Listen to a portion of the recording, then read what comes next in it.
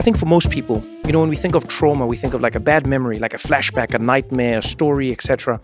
And I think one of the more revolutionary ideas that you were part of putting forward was trauma is less of a psychology and more of a biology. And a lot of people, butted up against this. They went, no, this is all happening only in your brain and it's a thought. And you found that there was something that was actually happening in the body. So, when you talk about trauma as biology, not just psychology, what does that mean for the person who's living with it? How does that present? Well, for the person that's living with it, it's very hard to separate out psychology and biology. And I don't think that I've been able to separate it out in my mind.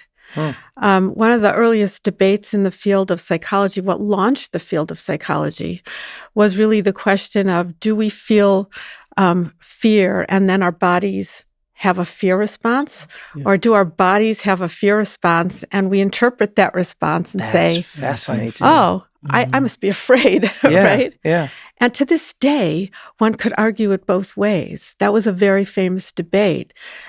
What we have found doing neuroscience studies with PTSD, with people that have PTSD, is that you can see traces of their response in their body.